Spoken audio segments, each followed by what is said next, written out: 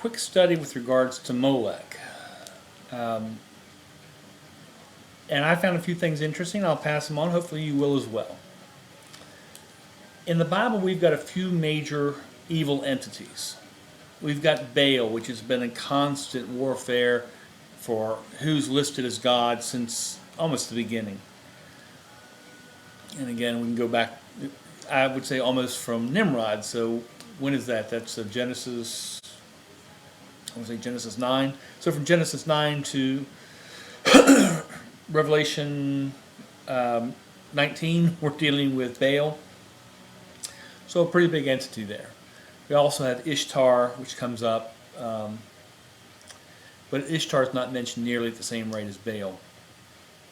We've got the golden calf, and now after coming to faith, I see golden calf a lot. But then we have Molek.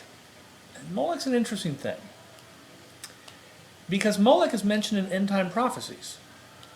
But do we really know anything about Molek?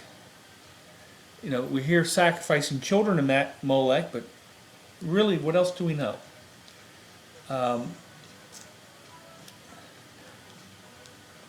When we're doing a search on the word on Molek, we find it used 16 times.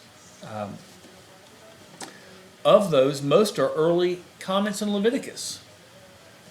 And this is where it's going to really get a little interesting, I think. But it's the prophetic books which give us, I think, the clearest indication of Molek.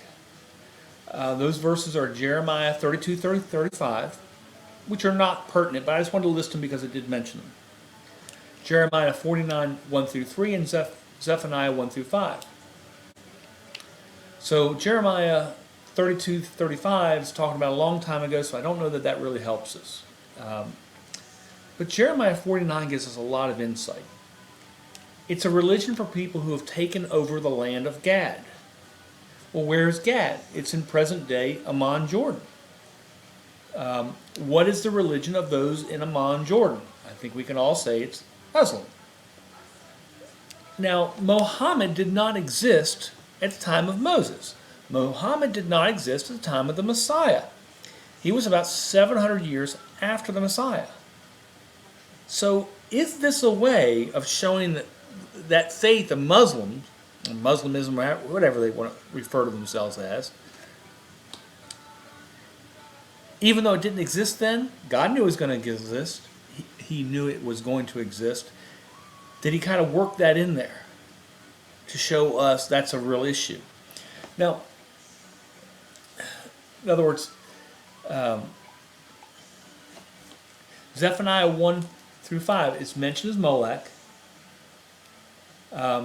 Yet when reviewing the Greek Septuagint, it's stated those who swear by the Creator and their King. So that's going to add a lot of complexity. So have fun with that one. That's going to be real interesting. But going back to Jeremiah 49, it doesn't say he's going to destroy all vestiges of Molek. It says that Molek will go into exile, banishment. And banishment is the word used in the Greek Septuagint. And our current Bible uses the word captivity, with its priests and officials. And this is stretching things. So recognize it's me recognizing I'm stretching things, but I'm just trying to figure out where things are going.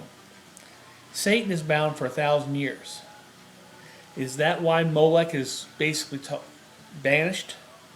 Because he arises at the end of the 1,000 years to help do the overthrow? I can't answer that, but it's an interesting thought that I've had, that he probably does. It is actually my belief that he does. Do I have anything other than this? No, I don't. But again, we don't need that much to kind of have our eyes opened and see certain things. Am I clear on this? I am not clear on it, but it is my belief.